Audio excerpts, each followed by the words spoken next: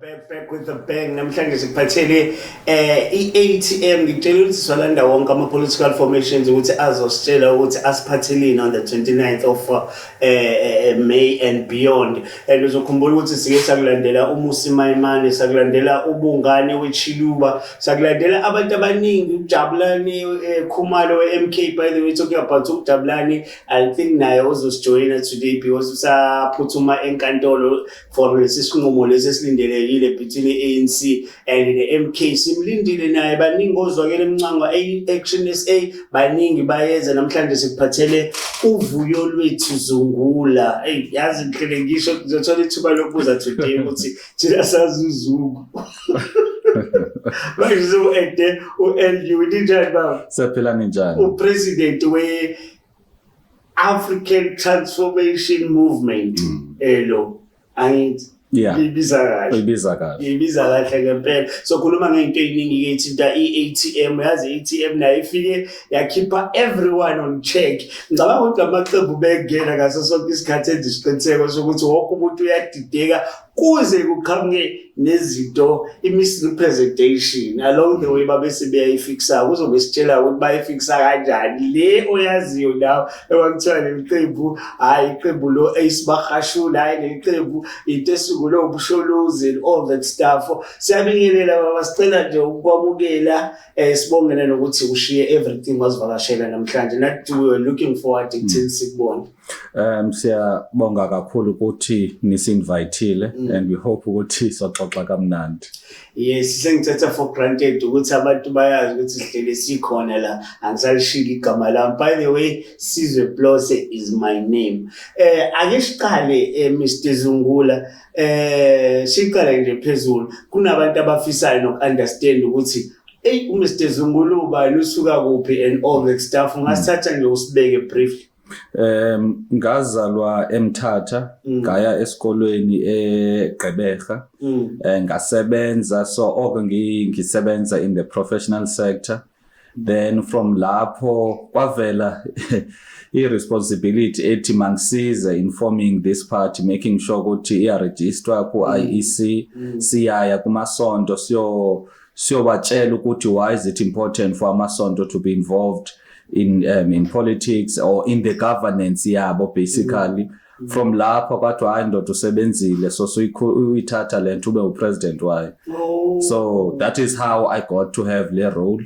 Even kwayo iATM when it was formed by ukuhlangana kwamasonto, especially lamasonto ase-Africa, lamasonto kuthiwa a-native okanye a-indigenous, amazayona, amapostoli. Lamasonto lawo uthola ukuthi lamasonto basically mayihlangana ahlanganiswa yilanto ukuthi makuya kukhetho i-ruling party iyaya kubona icele amavote.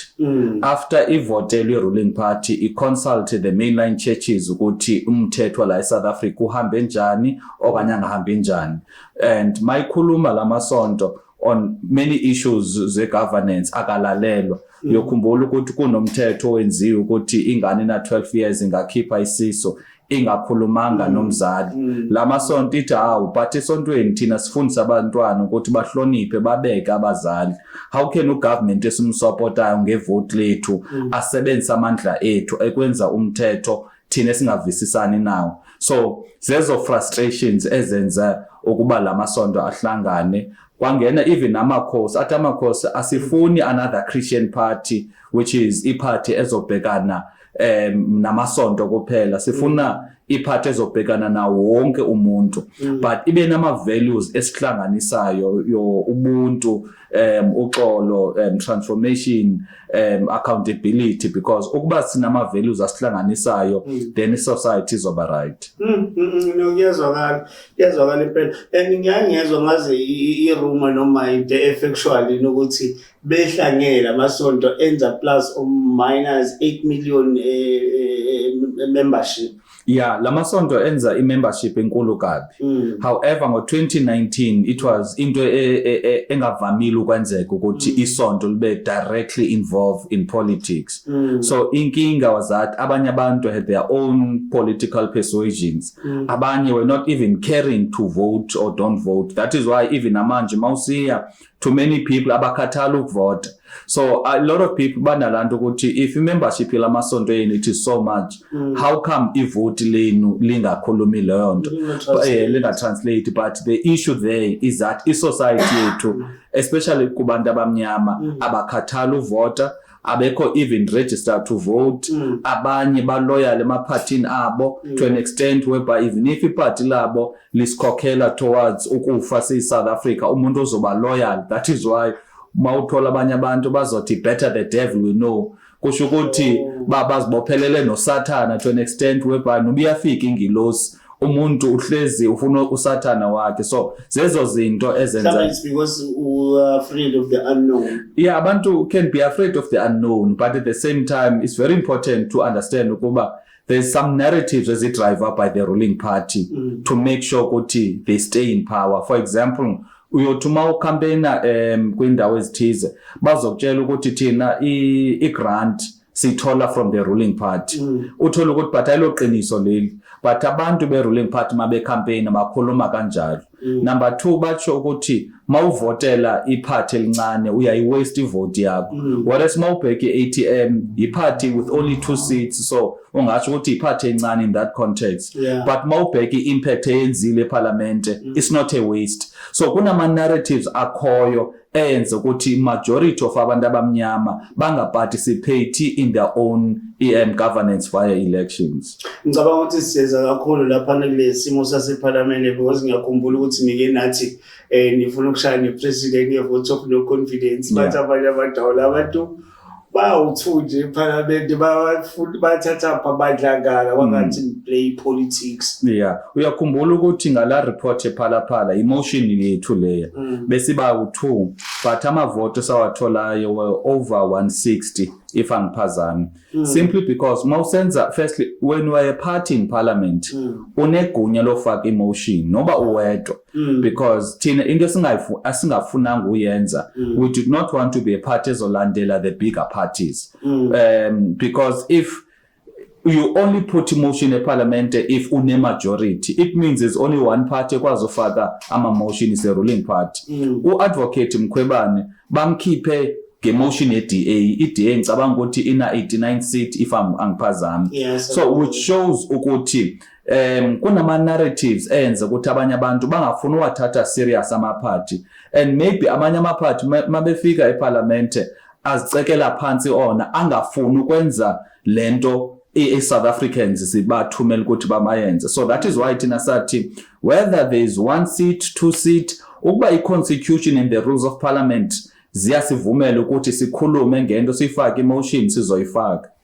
Sikhuluma nompresident we-ATM uVuyo Lwethu Zungula, but baye bathi uVuyo. Yeah. Bathi uVuyo, ngicabanga ukuthi igama elidumile la Vuyo.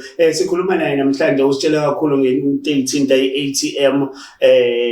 Ungakhohlwa ukuthi silandele ubheke lapha kuma socials ethu, boya ku Facebook la isikhomanda khona 2.5 million followers. Usicheke iPodcast Affirmation, uzosithola ukuthi siya update ngaso sonke isikhathi, nge-hour siya update nayo le ethinta i-ANC versus MK isinqumo today, naso boya nje kwi-page lethu into ozoyithola nje namhlanje ukuthi isinqumo sihambe kanjani. I think into ezibalekile lezo president Zungula ukuthi abantu babe knowledgeable, abantu bathathe inqumo be-informed kunokuthi bayithathe bengazi nokuthi yini. Yikho ngizobuza manje ipoint elandelayo Mr Zungula ukuthi sesiwabona amaqembu ngaso sonke isikhathi ayaye abe nelokhuzana nama-conferences, ayabe nama-policy conferences la kudingadwa khona ukuthi liya kanjani ngokomnotho nangani izwe phambili, but besingakezwa kuthiwe or mhlawumbe i-lifetime president.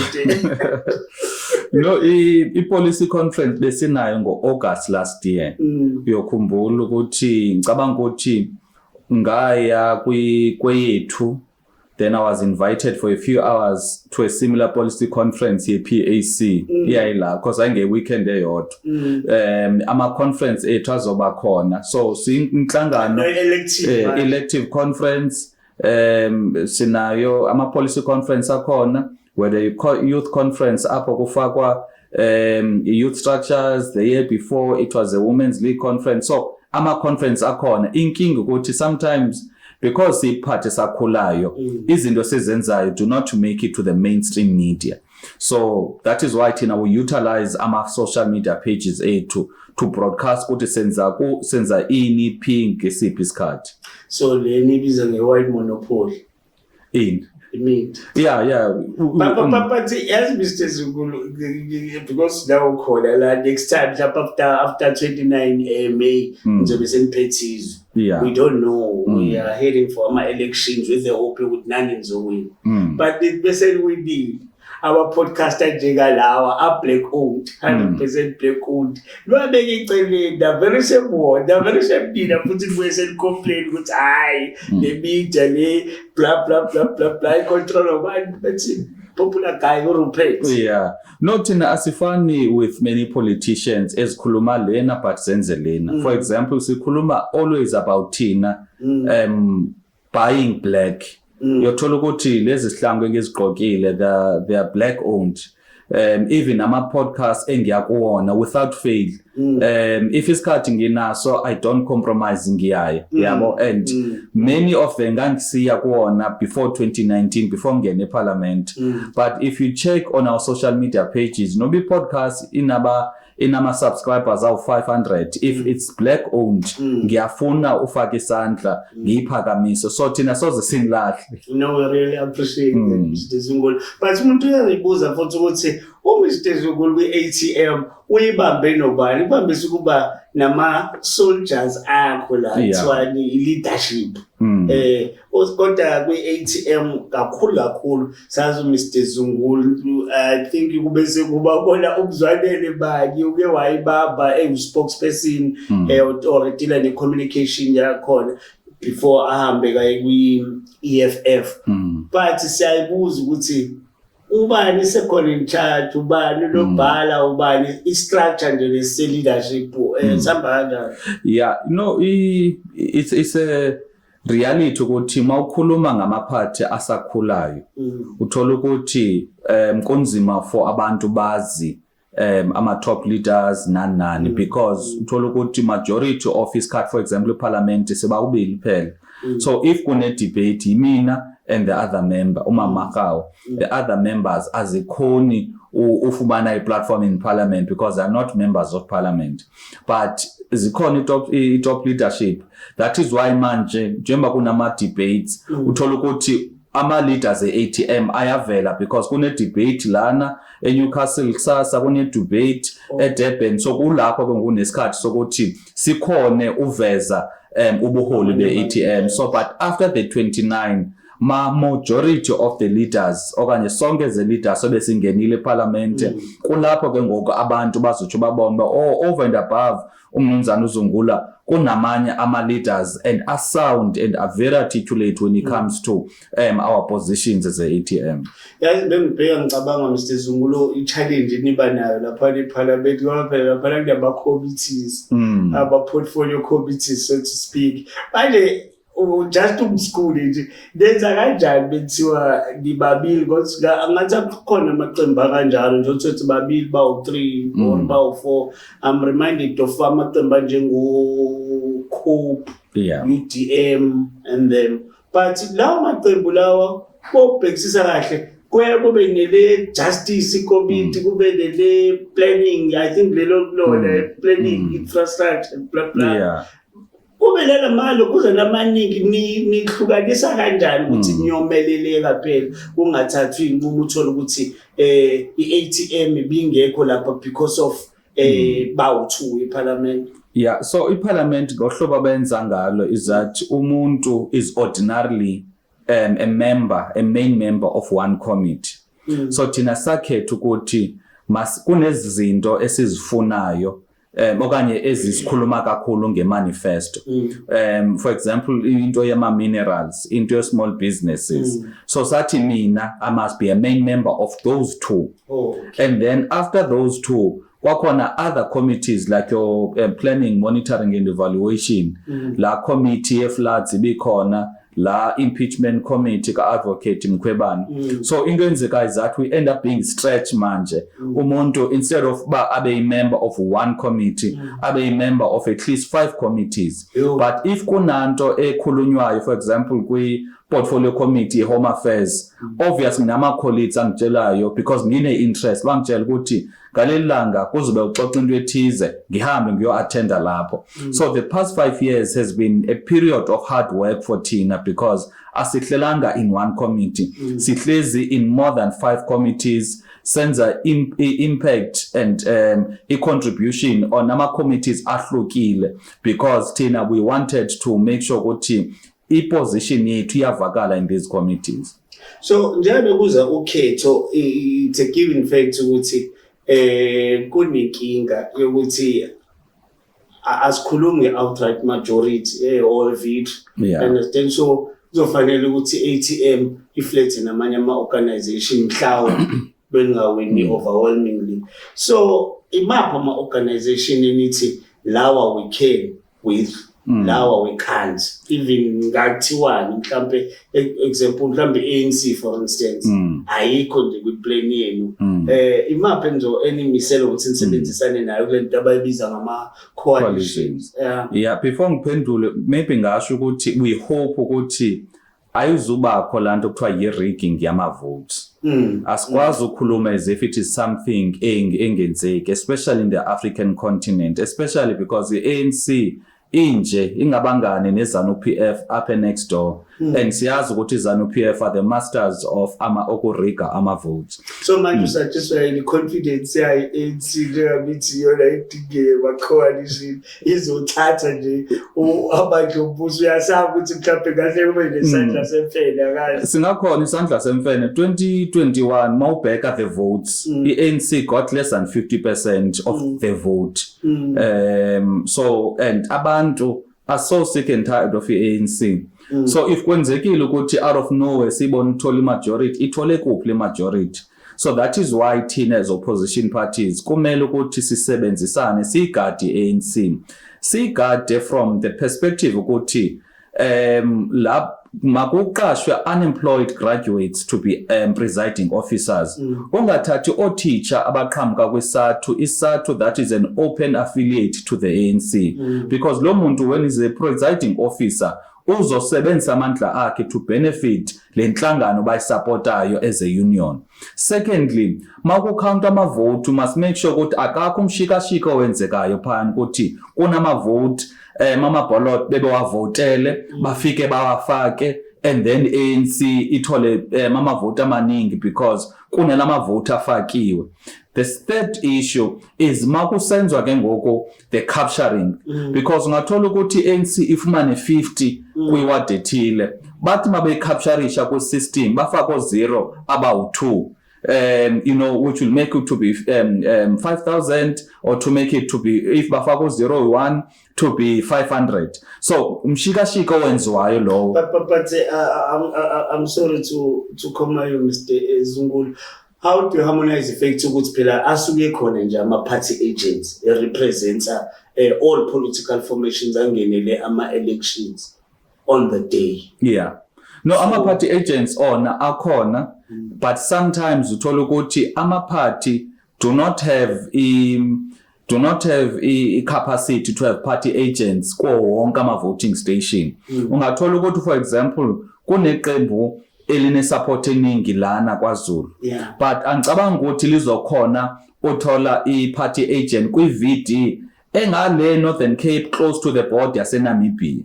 So umshikashika owenziwa phayana masithi kunomuntu oyibhekile le party abehlala phana uyibhekile TV decide ukuthi uyivotele.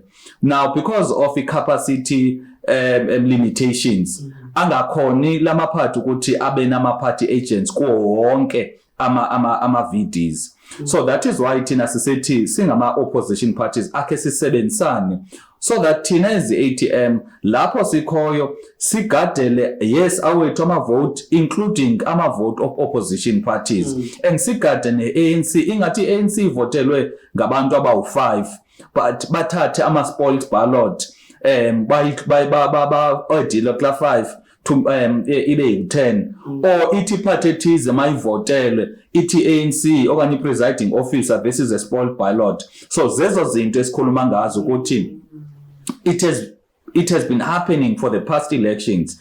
Hence uthola ukuthi iyaraiswa lento to the IEC sometimes ithi it's not material, so it's not going to affect the outcome of the elections. But i-contention yethu is that ukuba let's say ATM ishaywa ngama voter u5, let's say ko wonke ama voting station across the country, let's say kunama voting station awu 10,000, ATM ibifumene 10 ko wonke, 10,000 times 10 uzokunikeza inamba ethile. But ukuba manje i-ATM ithi makusenzwa lama account kuthiwe ngu5 instead of 10, obviously it's going to affect ukuba ATM is not going to have ama seat, let's say awu 10, it's going to have ama seat awu 5.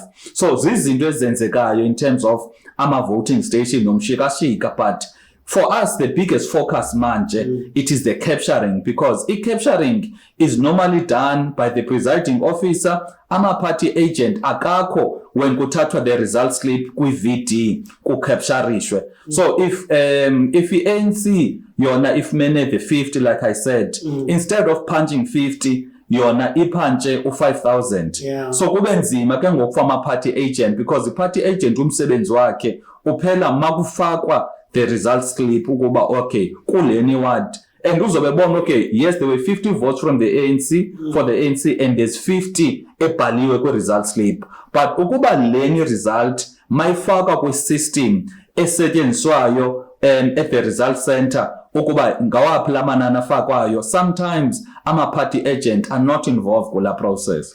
So Mr. Zumulo, ikhona element ongayithembi iIEC? Zonke institutions in our country kumele ukuthi sizibheke. You know mawukhuluma ngecorruption, uyothola ukuthi kuthiwa amasonto are corrupt, parliament members of parliament are corrupt, executive is corrupt. But mawukhuluma ngecorruption ku-IEC okanye ku-judiciary ingathi ukhuluma amanga. But the question is, how can all sectors of society have an ounce of corruption but sibe nezingilosi ongcwele which is the judiciary and the IEC? So that is why thina sisithi we need to guard against the IEC. That is why kunama observers that come from other countries. That is why, because corruption so zingabikho ebantwini. Abantu you can't have a case whereby even asesontweni abantu basesontweni bazoba corrupt, uzoba nenkosi uzoba corrupt, abantu banikele, but instead of uthatha lo mnikelo usesontweni umuntu awusebenzise kuyena. So thina what we are saying is that we can't be blindly thinking corruption ikhona kuzo zonke sectors of society, but ayikho ku-IEC, ayikho ku-judiciary. Sahleli naye umnumzane Zungulo oyipresident ye-ATM, ngicabanga ukuthi uyayizwela uyayibeka indlela ngendlela ayibeka ngayo, it's for wena ukuthi uyithathe uyidigest ukuthi uyahambisana yini nezinto ayishoyo. But Mr. Zungulo ngicabanga ukuthi abantu bayayibuza isikhathi esiningi ukuthi if kumele ngivotele i-ATM ngingayivoteli inhlangano X, why fanele ngenze njalo? Why kumele ngifake ngivotele i-ATM ukuthi ngicela usale usungilandela lelo point engikakhuluma ngayo ukuthi nina deflector nobani? Should it happen ukuthi kudingeka yabo lamanambers niwabeke, wena uzoyidlala nobani game ngeke uyidlale nobani, ubani ubalize no. And futhi ngicela double check again ukuthi why ningekho kwi-multi party charter le khona njengamanje. I think ihlanganisa inhlangano njengo-IFPDA nale kaMushwe nje. Masiqale ngama coalitions. Thina we believe ukuthi i-coalition kufuneka ibe yinto exoxwa based on a program. I-program ethi nayi inkinga zalana eSouth Africa, this is the program to resolve lezi inkinga. Singahlali apha sithi alright masebenzisane mfethu, yazini kuzokunikeza upresident, wena uzokunikeza uspeaker, because kusho ukuthi imfuno zabantu zibekwa ngasemuva. Thina sifuna ukuthi mayibe iprogram esihlanganisayo, because iprogram yiyo ebeka imfuno zabantu phambili. We are not part of the multi-party charter pact yonke lanto, because it is not inhlangano okanye ukusebenzisana kwamaqembu ngenhloso yokubeka imfuno zabantu phambili, because lanto iqale eParliament whereby there were meetings between all opposition parties, and yavela as a suggestion ba how kungani singasondeli towards ama-elections sikubona indlela yokusebenzisana. I-South Africa idinga ukusebenzisana kwamaqembu that is pro-South Africa, meaning into ezothi this is how we're going to fix inkinga esidibana nazo eSouth Africa. That multi-party charter Tondoni yona it is anti-ANC, it is anti-EFF. That is why isithi ayifuni noba bona phayana. Kusho ukuthi but inhloso Mr. Zukula, I'm sorry to interject, but inhloso nje ukansitha iANC le engashayi khona when it comes to i-service delivery kubantu, but bafuna ukansitha iANC. I-ATM ayimisele ngokukansitha iANC baqamba amanga. I-DA manje ebisitsho mosu kuba ingavota ne-ANC. So yabona ukuthi badlala ngabantu. I-DA iya kwi-multi-party charter ithi thina we are unseating the ANC, but ithi mayikhuluma in some platforms ithi after ama-29 elections thina we can vote with the ANC. So yabona ukuthi kudlalwa ngengqondo zabantu, but lapho thina si-emphasize khona makube ne-program ebeka imfuno zabantu phambili, because bona lanto hlanganisa abantu ukuba okay siya-unseat i-ANC, okay fine masithi siya-unseata, but yini program esiyibekayo? What is our solutions to unemployment, to dealing with poverty, load shedding, crime, indaba lomhlaba, udaba lwe-economy? So that is why thina sithi makukhokhele lo program, because once khokhele i-program ihambe phambili kuzoba lula manje masisebenzisana with a clear plan, because kulula for us ukuthi sizo-unseata the ANC, but if we do not have a plan ukubeka imfuno zabantu phambili, yes ANC iphumile, but ukuba sina plan to resolve the problems kuyafana ukuthi ikhona i-ANC, because akuna program ezobeka imfuno zabantu phambili.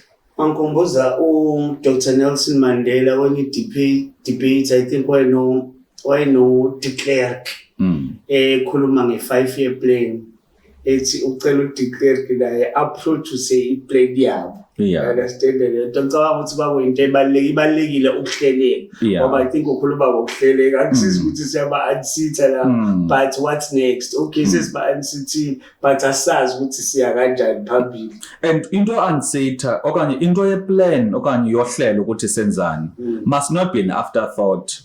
Kufuneka apha sivumelana ukuthi nayi into esifuna uyenza. Yabona at a local government level uthola iphathi lana ideologically opposed, but bayasebenzisana to unseat the ANC. But uthi mawubheka even lama party ayafaila when it comes to service delivery and nokumanage those municipalities, because ukuhlangana kwabo was not based on getting things right. It was only based on removing the ANC. So Tino was saying, but yes, the ANC should be removed, but over and above that, the critical part is siyanjani phambili, zeziphi izinto sizibeka phambili ezizobeka okanye ezolungisa lezi nkinga sinazo, so that singangeni emandleni but inkinga remain. Masingene emandleni with a clear plan ukuba this is how we're going to solve these problems. So masiya to your question ukuthi when umuntu votes ATM uvotelani? When umuntu evotela ATM I can assure you uvotela yena. Omnye umuntu can say, but what do you mean? When you vote for majority, of these parties, uvotela the people abanikeze imali to campaign. Because tolukuthi lama party anikezwa millions and millions from these big companies or these wealthy South African individuals. When umuntu efike eParliament akakhulumi lento ifunwa nguwe as a citizen, ukhuluma lento ifunwa ngulomuntu omnikeze imali. Beka manje on this issue ye Palestine and Israel. Kunamaphathi wabonayo ukuthi babhalelwe iscript ukuthi abanokhuluma kanje, because kunabantu ababanikeze imali to campaign, and lo muntu lo ends up being loyal to that person. So majority, if not all the parties in our country are not representatives zabantu, they are representatives of these companies ezibafundayo. So thina we are self-funded party, bengisazi ukuthi i-ATM ifunda ubani mhlawumbe ungasele because usuyithintile iPalestine no Israel issue ukuthi niyazi ukuthi ni close kwi-Christianity ama-Christians half of the time I don't want to say majority yabo but asympathize kakhulu mhlawumbe no-Israel when it comes to this. I'm asking this question simply because ngiyazi nani ukuthi ukuqhamuka kwenu niphuma I don't know whether isisekelo sizoba table big forward but isisekelweni or emisweni zobuKristu so to speak. Ithini position ye-ATM when it comes to what is happening lapha eGaza? I-genocide lenzeke eGaza. Israel needs to be condemned and abantu that are behind ukubulawa kwabantu aba-innocent ingane they need to be severely punished. Mawubheka lana especially with the ICC uthola ukuthi ICC it targets if kunama war crimes okanye kunama genocide they only target Africans. So thina as the ATM are saying you can't have a case where kuzoba ne genocide against abantu aba innocent nengane no mama bangenzanga lutho and then abantu they going to continue as if nothing is happening. There needs to be accountability, so we need to call it for what it is genocide and Israel must be properly sanctioned for let genocide bayenza because like we can't live in a world whereby it is okay to just wipe out an entire population yabantu especially kumhlaba wabo. So that is why as the ATM we even kunama debates put our position to say Israel must be held accountable. Even lana South Africa embassy yabo mayivalwe so that is because when South Africa yayincinezelwe ngamabhulu it was other countries ezakhulumayo other countries ezi-isolate South Africa. Apartheid in our country ayiwanga only because bekunabantu abalwa lana it was yawa because South Africa was getting more and more isolated. Even the apartheid Israel yenzayo on Palestine izowa because of the isolation. That is why nathi sithi because sasizwa ukuze iwe apartheid lana eSouth Africa nathi masifake isandla sisize abantu abafana nathi abacinezelwayo emhlabeni wami. But still Mr. Zungulu ngokuthi on the 14th of October iHamas yahlasela Israel athi omunye umuntu ibona baprovoke iHamas yazi ukuthi sympathetic to iPalestine sithini kuleyo question beqhamuka umuntu oza naleyo argument. I-oppression ne-violence ye-Israel on Palestine ayiqalanga after the 7th or the 14th of October. Iqale way before. That is why even mawubheka ama-video even namanje kusaphila ubaba I think Yasser Arafat it was the same thing. So ayiqalanga manje. So manje they are conveniently saying zonke lezi zinto besikade zisenziwa before besizenza bezingekho inkinga iqale after the 7th. So ngamanga lawo so zi-narrative ezenziwayo because they are projecting as if it is self-defense, but the question is before the 7th babesenzani bona as Israel on abantu base-Palestine. They were committing crimes against humanity. So anikho happy ngendlela operator ngayi ICC. If I may ask, because kwesinye isikhathi laphana kuthiwa subscribe as a member of the ICC, don't you think ukuthi countries like South Africa kumele withdraw? Yeah. So we also made law nto thina si-ATM law submission to say kunama international bodies and treaties that are not working ngokoma interest ethu. One of them is ICC. Enye yila Commonwealth lena Commonwealth which is an association of onke lama country that were colonized by the British by Britain. Was saying why should we part of the association of your oppressor sihlale etafuleni oppressor and even la Commonwealth it's another form of colonization because its head will always be the head of the British monarch, meaning it's not even an association apho isihlanganisayo based on merit. Lapho it's very clear ukuthi kohlezi uphethe bani. kuphinde kube khona other economic associations or institutions like the World Trade Organization. We are part of it, but part of our membership there is that it is discouraged lento yo localization, whereas the globalization esilethelweyo apha South Africa led ukuthi ama industries yakho textile industries afe la South Africa. But if thina we want to localize, we can't localize kakuhle because by our membership of the World Trade Organization, localization is discouraged. But localization is one thing ezocreate imisebenzi for thina and make sure ukuthi economy yethu ibenefita thina. So that is why thina sithi South Africa befana ihlala phansi, look at all of these international bodies and treaties, including our laws. For example, if you look at the issue of refugees, kuzoqhamuka umuntu from Afghanistan, ashiye many countries azosettlisha in the last country in Africa yesekugcineni because athu refugee. Lo muntu closest safe country kuye ngabo Turkey and other countries, but akazuya, which shows ukuba because of imithetho esinawo South Africa exploitwa, South Africa ayikwazi ubeka its own interest first. Whereas if you look at other countries, they are only members of some international bodies and treaties only if it suits the interests zabo. Thina South Africa sibeke interests zabanye abantu phambili. Bheka manje kulento yo gas.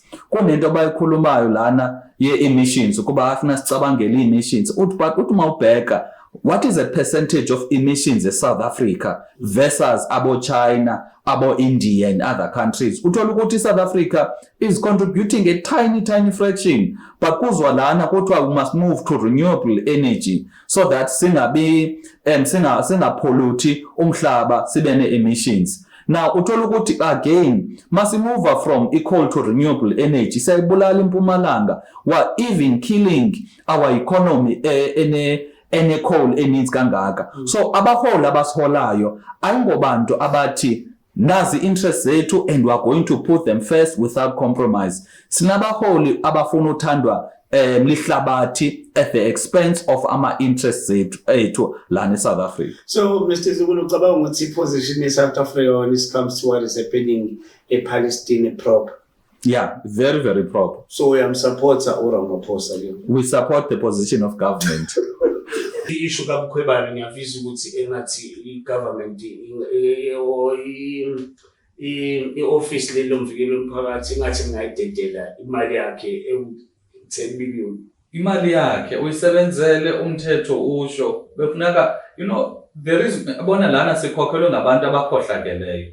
Because if umuntu bengakhohlelelana bezothi sikhiphile esihlalweni, but masikhiphile umthetho usavumela ukuthi uyithole i-pension yakho kanye imali yakho. Unikeza umuntu imali yakho. So ucabanga ukuthi uphanishelwa uMkhwebane? uMkhwebane uphanishelwa by finding against abantu powerful in our country. The untouchables. The untouchables, because kune society that is untouchable. La kunabantu in our society untouchable.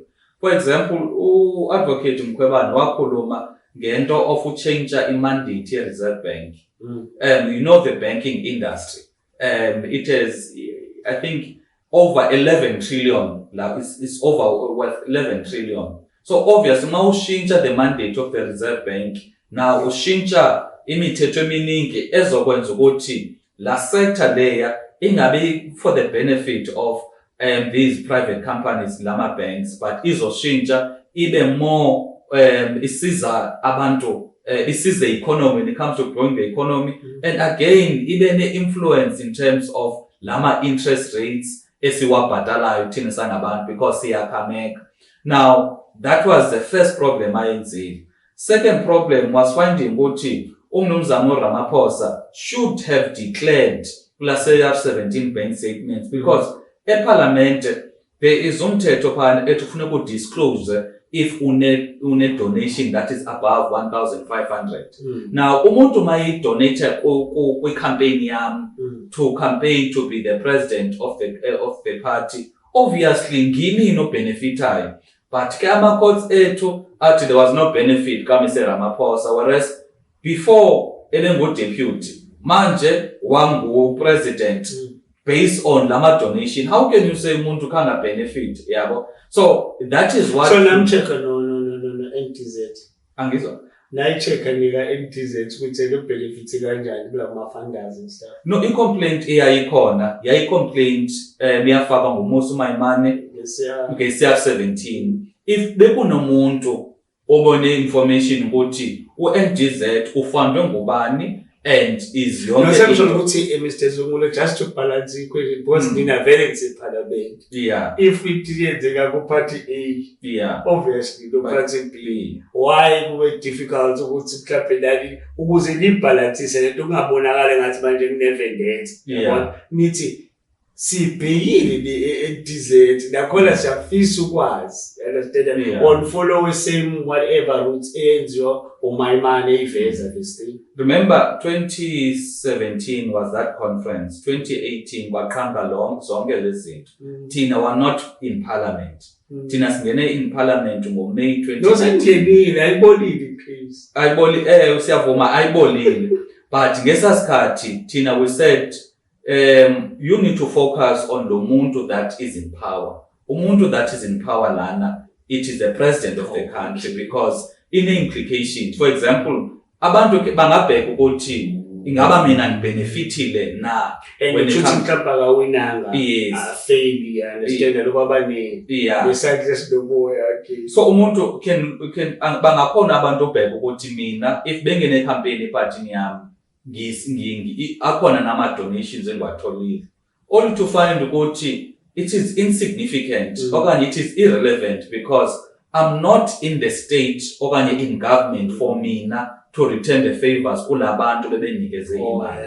Versus so these people were capturing the president in advance. Yazi kunalomfo bani Robert Sessoff manje uyasho ukuthi ma go 2017 Ramaphosa had lost the election. Kwanomuntu okhipha imali enikezwa uDidi Mabuza for uDidi Mabuza aswitche from usupport to NTZ aye kuMr Ramaphosa, which shows ukuthi lana unabantu that are in government as a product of bribes, because ubribe uDidi for yena aswitche ivote yakhe. So lapho thina we can't accept a country whereby unabantu that are in power because of bribe, because bangene ngenkohlakalo. If kungoku bangene ngenkohlakalo, therefore yonke into bazoyenza kungakhona inkohlakalo abayenzayo. But most importantly, ubuntu mayizonikeza wena i1 billion ekuthenga ukuthi kungene mina in power, kufuneka ukulandelela ukuthi if I'm in power mina manje yini endiyenzayo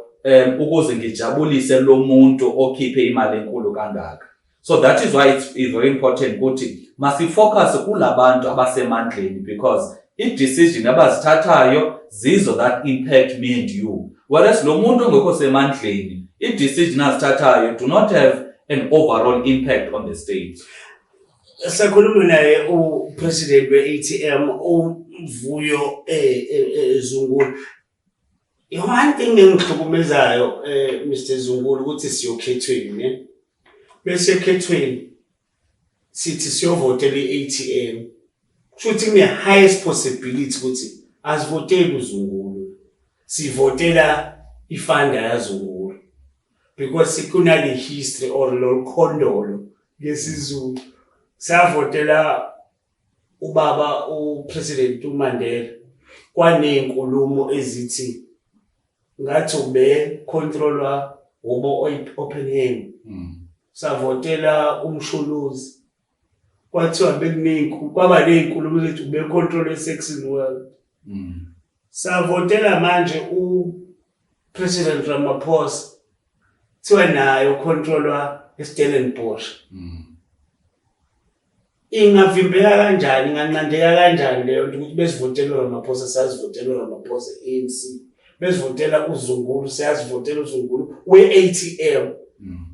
Some of us siyasaba ukuthi kuyafana, I'm voting but I'm not voting the guy or lapho or the party eholwa that guy. Mina ngivotelela for instance uRupert, ngivotelela ubani amaGupta, You understand the dilemma esibhekile nayo. Thina at the ultimate end bese kuphuma ama-results sazi ukuthi sisavotela uVuyo Zungulu.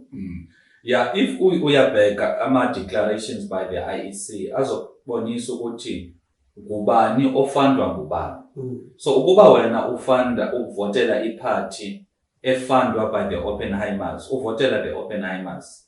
I-ATM yona, that is why uzobona ukuthi asinamabhodi like other parties because are expensive amabhodi. If i-ATM ibinemali eqhamuka from the Oppenheimers or the Ruperts, ubuzobona ukuthi irally yethu besinokhona ukugcwalisa i-FNB ne-Orlando Stadium ngesikhathi esisodwa because besokwazi babhasa abantu. Now that is why we always emphasize ukuthi thina si-ATM from 2019 singenile parliament up until now sikwazile firstly to be consistently and sikhuluma ngezinto ezihlupha abantu kwi-rent manipulation. Ayisithi sodwa esathi makube khona i-commission of inquiry kulanto yama-rent manipulation. Other parties akhona ozikhulumayo because they are being funded by the very same people abanama-interest kunama-banks. Kwinto of kwinto ephalaphala uyokhumbula ukuthi uMnumzane Ramaphosa via the SR17 bank statements kwathola ukuthi they are also members of opposition parties akazinikeze imali but thina uzange asinikeze imali. That is why we're able to hold him accountable. So mawukhuluma nge-ATM, how is your relationship with him? Mr. Ramaphosa is the president of the country. Samhlonipha as a president, masihlangana in public engagements, siyabingelelana, but almost kuzo zonke nama-politicians thina okanye mina personally angifisi ukuthi ngibe nama-relations asondele kakhulu with them because ngazi ukuthi banesikolo sabo sepolitiki whereby asilunganga singcolile uthola ukuthi mhlambi nizohlangana ningama-politician bese niyazijabulele phana but kunomuntu okuthatha ama-video abe nento anokwazi uyisebenzisa against wena. So mina I prefer ukuba masihlangane pha emsebenzini. Outside angifuni kwanto endidibanisa nababantu because siyazi indlela abapolitika ngayo. So I would not want myself ukuthi ngizibone ngiphakathi kuleyo. Bese sivala nje Mr. Zungulu ngenxa yesikhathi ngibheka ukuthi uyasibiza Westridge uzothula imanifesto. Yini kumele abantu bayilindele kwi-ATM? Number one, i-ATM ucela umsala usubamba nale edila nabantu kakhulu le electricity, load shedding, indaba yokuscarcity samanzi of which I believe lezo zinto zingena ngaphansi kwama-human rights. I-manifesto siyithule ngoDecember. Manje we are going to different towns and having i-manifesto launches or manifesto rallies. Besinayo a few weeks ago Joburg, manje silana sizwana even to other places. Kuyinto kagesi into esishoyo thina izathi i-coal sinayo, ama-power stations akhona. The only thing edinge kuba mayenziwe it is to service lawa power station so that akwazi ukuproduce i-coal, akwazi ukuproduce i-electricity. We're equally saying ukuba mawuqasha any general manager for any power station kufuneka abe nayo as part of the target to say sifuna kube khona 75% of energy, electricity availability factor, meaning kufuneka athi my operator phana yazi ukuba 75% electricity availability is non-negotiable because if all of our power stations operate kanjalo sezibe khona load shedding. And maybe ababukeli funeka bazibuze lento ukuthi why ingekho load shedding njengamanje for the past so many days. And uthi mawubheka there's no new power station evuliwe, akukho kuyabanda, meaning so there's still controller somewhere. It is deliberate load shedding. And iyabonakalisa ukuthi insokolo ne-suffering of many South Africans, it is deliberate. Kunabantu abahlalayo ukuthi masimcishe ugesi manje masingawucishi, yabo. So that is why abantu they need to free themselves from the AIDS. Yabona le load shedding iyabonakalisa there's nothing that is so clear ebonisayo kuba the suffering of South Africans it is something enziwayo deliberately by the ANC. Now uma umuntu ndomnqena usebenzisa igama elingekho right, but ukuba umuntu uyabuya avotele the same ANC, i-problem kuye, because awukwazi uba nomuntu okucinezelayo okuhluphekisayo wena umbuyisele emandleni ukuze aphinde futhi ufana nomuntu abusive relationship uthi uyamthanda. So khakuzithande wena qala ukhiphe lo muntu ukucinezelayo, because abana le load shedding maybe it could be too complex for abantu to understand into unemployment and poverty, but now they are also deliberate, because the ANC number one ifuna abantu abaningi behlupheka, because ma abantu behlupheka i-ANC izokwazi ukuza kuwena ithi nayi grant, nangu 350, nayi food parcel, wena uthi oh mntakababa ngiyabonga ungisizile ngizokuvotela. That is why uthola ukuthi bheka for example the question of poverty. We've got so much land in our country. Why yini ehluphi ANC in having ukuba kulinywe all over the country abantu babe nokudla? So what if umhlaba ovundile ngaphela ukhona ukuthi Mr Zungulu, I think le nto yomhlaba ihlukane loam soil ne clay soil kunani, so it might happen with now umhlaba, I agree, yeah, but what if it's just a clay soil? Zikhona indawo zine clay soil, but majority of umhlaba lana eSouth Africa umhlaba onokhona usetshenziswa ukuze abantu balime. And ngifuna ukukhuluma ngami, ngikhulele ezilalini kuTsolo, besinamasimi apho bekulinywa, sinegadi napha endlini ikhona manje igadi. In the 90s wawufika itractor lana isize ilime sibe nezityalo, majority of ukudla sasikudla thina ekhaya kwakuqhamuka egadini. But uthola ukuthi manje ngo-2024 almost zonke izinto ezi abantu abazidlayo majority yabantu bazithenga siyayithenga. But uthi mawujelbheka lamhlaba from 1994 1995 versus now usekhona. Secondly, sinama assistant agricultural practitioners, ingane zethu ezifundile ukuba umhlaba singakwazi umlungisa njani ukuze sikwazi ulima, but still abatholi support. So poverty is deliberate, load shedding is deliberate, but enye into esikhulumayo thina si-ATM imanifesto ukuthi lento yenzela ukuthi umuntu ahlele encengile kuwe. Umuntu ahlele encengile because mangenzela umzekelo 2021 ngiyacampaigna eThembisa eJoburg. Mangifika phansi dibana nomunye umfana almost my age. Khuluma nani ngicela votele iATM athi naseyivotile. Ngimbuza ukuthi uvotele ini? Athi uvotele ANC. Ndithi hawu mfethu, uhleze lokushini, awunamsebenzi, awukho safe, why uzovotele ANC? Athi Brian ANC nginikeze u350. So uthola ukuthi the manner in which abantu abacabanga ngayo, even if ANC banikeze u200, because umuntu elambile, they will always feel obligated to vote for lo nhlangano banikeze leyo nto. So that is Jobeka manje sinabantu bokufika baphathe the entire township economy. Now how can you allow abantu bakho behlupheka? You allow umuntu oqhamuka ngapha ePakistan azosithengisela imbuzi lana eSouth Africa. Uyithatha imbuzi uze nayo from Pakistan? The answer is no. You allow umuntu oqhamuka from another country, from another continent azosidayisela ama-sweet.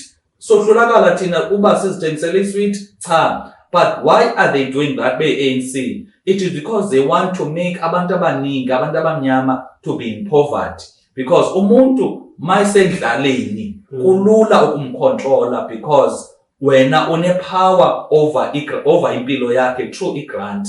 That is why uzothola ogogo uzothi hayi ngane yami ngiyakuzwa ukhuluma kahle but mina ngizovotela le party nginikeza i-grant, simply because i-ANC iyabona ukuba the more abantu bephuma out of poverty, the more abantu bephuma out of unemployment, the more abantu baba more independent ekucabangeni bavotele other parties. That is why uthola ukuthi even when they are campaigning, abacampaigni kwezindawo zihlala abalungu okanye middle class baya elokishini, baye emakhaya, because beyazi ukuthi inhlupheko iphezulu. Mabe campaigner bacampaigna ngama-food parcel, ama-food parcel nama-grant, which is i-taxes zabantu. So it is deliberately suffering yenziwa i-ANC. Number two, it shows inkohlakalo yabo to an extent whereby they would rather have abantu besifa indlala, have abantu besifa makune load shedding, because kunabantu abadepend on machines, but makune load shedding lo muntu akazokwazi ukuphila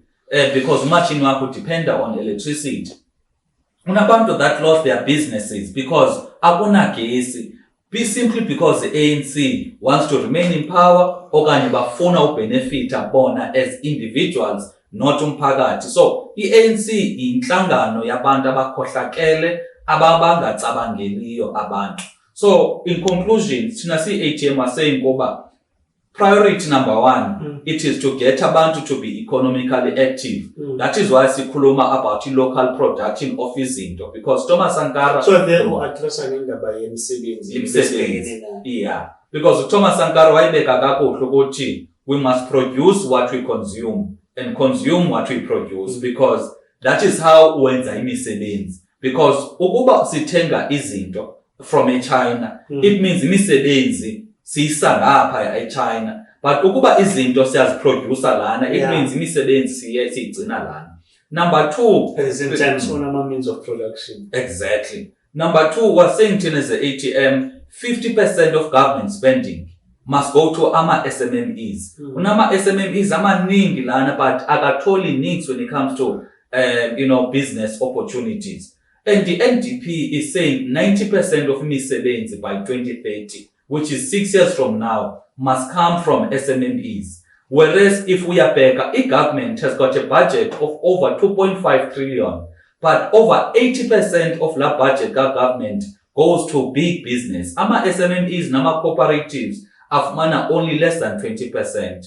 Then linked to that, we're saying, if une contract government that is below 10 million, mayibeke lobucala for SMMEs. Ungatholi a big company such as Bidvest ihambe yocompete ne-SMME for a tender a million. Every contract that is below 10 million makuthiwe yama SMEs kuphela. So that is how we're going to deal decisively with udaba le unemployment, including holding the private sector accountable for a minimum wage, and ukuba bangaqashi abantu bokufika benze imisebenzi abantu bokufika ekwaziyo kwenziwa ngabantu balana eSouth Africa. When you go to many restaurants, awukhona uthola eSouth African. Many construction sites kugcwele abantu from outside of the country. Many farms, it is the same thing. Simply because you've got a private sector, lama company who would rather pay slave wages, exploit umuntu oqhamuka from another country instead of wanting to pay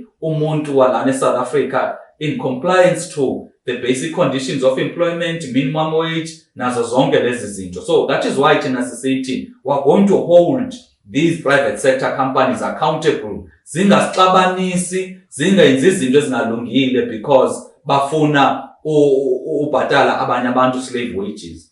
When it comes to the question of education, sithi thina makube khona a skills-based education system, so that ingane by the time iqeda umatric ine skill enaso ekwazi ukusebenzisa to make a living. Equally, we're saying kuba there needs to be universities as we focus on mining and energy, because we've got so many minerals, but the education system yethu ayisifundisi kuba how do we process them to be final products, so that sikhona ukuthengisa final products to the world. Because into enzeka ngoku, we are mining, we take this raw material to other countries. Those other countries, this dicel, ibuyi, expensive, yabona udicel into yakho. So thina saying kuba mining at a school level, the basics of mining must be taught, so that ingane zethu zikwazi uvula imiqondo yabo to say, here ubutyebi obunintsi bethu as a country kulana in mining. But at university level, we need to produce ingane that will identify ukuthi zikuphi ezinye minerals, how do we process these minerals, and how do we make lezi minerals to benefit us, so that singahlali apha uthola ukuthi we always saying sine gold, we've got platinum, all of those minerals, but ubutyebi asiboni. The only thing esibonayo kukugula and poverty. Go to Dubai and Middle East, zonke eza countries bane oil yabo benefits them. So thina as the ATM are saying, let there be a stage whereby minerals zethu must benefit thina, and that stage must come on the 29th of May.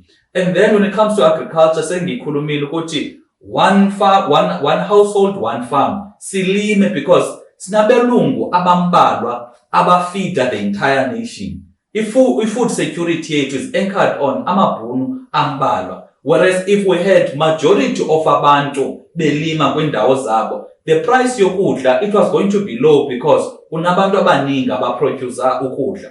But manje the price yokudla iphezulu kakhulu because you've got very, very few farmers. So that is why I'm saying one household, one farm. Eyogcina into ye-safety. Wasaying thina si-ATM, no compromise. Le nto yenziwayo ngubaba uMkhwanazi lana mayenziwe all over the country. I-criminals must not have a space. Immediately criminals. So sesinambeka as a national. Befamba wakudala wabeka ubaba uMkhwanazi as a National Police Commissioner. Lana South Africa, instead of focusing on the drug dealers, we are focusing on the victims sitting on Nyaupe boys, Ngamaphara and all of those things. But lama drugs alethwa ngubani? Because if you are bega, majority mawubheka lana i-drug dealers, they are not even South African. Kuna umuntu oqhamuke eNigeria, oqhamuke eCroatia, Eastern Europe, okanye China, okanye noma kuphi ko-Mexico aze lana eSouth Africa athengisele ingane zethu i-drugs. Afika ngomkhumbi. So that is why thina sithi bonke labantu be-state, whether ngumuntu ka-Home Affairs, ngumuntu oliphoyisa, ukuba usebenzela ugovernment and uphula umthetho, befanele ungudilika jele isigwebo sakho. But ukuba uqhamuka against i-death penalty. No, we are for i-death penalty. Ukuba uqhamuka from another country. As the ATM. Yeah, siyayifuna i-death penalty. Decriminalization of prostitution. I-prostitution, we are saying thina as the ATM, majority of abantu in that sector abayenzi because bezifunela, bayenza because baphoqwa into kuba akunandlela yokuphila. So let us focus on ensuring ukuthi imisebenzi ikhona, economy ikhona, so that you don't find abantu bephoqekile ukuze bahambe bawungena kwinto ye-sex work. But elokugcina isizulu ngiyazi ndawo baxhaphishu dia campaign, but ngifuna ukwazi ukuthi lapho sengingenile niqala ngani? Firstly, you don't need changes mawuqala. You just need to enforce umthetho okhoyo. Masikhulume ngalento ihlupha abantu bonke, into yabantu bakufika. Ukhona umthetho oshoyo ukuthi ukubuqhamuka from another country nayi indlela ukuthi ufike lana eSouth Africa, uhlale lana eSouth Africa. So nikhuluma borderless no? No, we can't have borderless. In a way, the pact asina pact thina. EFF. No, asina pact. Oh, that's why you differ. No, i-ATM hlobo lulo is that even if we differ nawe, but masikwazi ukuhlala phansi, sikwazi ukubonisana. Afunekanga sibe hostile to each other. That is why kweyethu i-rally last year, ACDP was there. We differ on the Israel position. But Londo, ayisho ukuthi we can't sit sikwazi ukukhuluma, because we must be able, noma sinoma differences, but masikwazi ukuhlala sikhulume izinto that are of benefit to South Africans. Not a case where sibe hostile, because if we are back in parliament, majority of izinto ezikwazi ukupasiswa, especially by opposition parties, it is because they put aside ama differences abo, but focus on what is at hand. So that is why thina sikwazi ukuhlala with all parties. That is why, I went this Izol. We went to Isonde campaign. At the same time, bekuno MEC were caught in the Free State, were ANC. Payana sikwazi ukuhlala phansi sakhuluma kahle. But when I took the podium, I was able to say, nayi inkinga lana eSouth Africa. But masihlezi lana asixabani, because we do not want as our politics bengathi siyaxabana. So apho sifuneka siqale khona, masi enforce the existing laws. Because the problem lana eSouth Africa to a great extent, imithetho ikhona but ayi-enforcwa. Because if be-enforcwa imithetho, bungasoze uthola abantu abaqhamuke eBangladesh belana eSouth Africa abanas reason yoba lana. Bungasoze uthola ama-restaurants ethu onke uthola ukuthi aqashe abantu who are coming from other countries. Bungasoze uthola lama-factories akhoyo eNewcastle kune factory kushone bekunomlilo. I think kushone abantu abawu4. Majority yabantu besebenza kula factory ngabantu baqhamuke eMalawi. So lanto it is because government, particularly the labor department, ayinawo ma labor inspectors to make sure ukuthi wena company if uyasebenza lana abantu baqashile, are they legal in the country, are they providing banawo ma visas to work, which is a visa yokusebenza. Umuntu is in a position yokusebenza ngokwasemthethweni lana eSouth Africa, because if the government ibisenza was enforcing the laws, lo moshakalo emningi okhoya kangaka eSouth Africa would not be there. The reason why South Africa is a mess, it is because akuna political will to enforce existing laws. No, ngiyabuzwa Mr. Zungu, uyanini ukhuleke esilweni ukuthi usufikile. Yes, sizohlela. Umpangazitha umholi wethu lana uhlelile. I'm sure masiphuma lana uzongitshela ukuthi siyani. Oh, so uyasithola isikhathi sokurelaxa kodwa umndeni ingane zikudovadova or hlelo usemgwaqweni le period batshelile ukuthi bazongibona nge-30 kaMay. So ulalela muphi nje music? Music engilalelayo manje, music engilalelayo ngimamela u10 Clan, uDr Dre, old school hip hop. Okay. But also on Saturday uGatsheni uzobe khona, so ngilalela uMaskandi because ngiyapractice apha angathi mayicula uGatsheni mfana uGatsheni ufikile uGatsheni bamthanda abantu. Ngifuna mayicula uGatsheni uthola ukuthi uzobe khona. Ngifuna utrain myself ukuthi yini la action yakhe uthola ukuthi ngilost lana, so ngizama uzilungiselela. So umuntu osayidliwela nje ebholeni or iPirates? Ngi-Pirates ngangidlala ibhola but abe bengikhaba kakhulu. Bathi i-presidential material uyithatha kanjani leyo? No, kusho ukuthi abantu banombono ukuthi upresident wethu mayibe ngumuntu onjani. So mabe sithi ngi-presidential material kusho ukuthi kunezinto abazibonayo. And ngiya-appreciate lo feedback so that ngikhona uhlala ngi-grounded, because abaholi abaninzi inkinga abanayo ukuthi umuntu mayicampaign ukhuluma ngohlobo oluthile okanye umuntu mayingekho semandleni ukhuluma ngohlobo oluthile, athi masengenile emandleni ashintshe. Mina ngiyathandaza ukuthi uNkulunkulu angigcine nginje, but at the same time ngazi ukuthi before 2019 I was still like this. For the past 5 years akhonto ishintshile.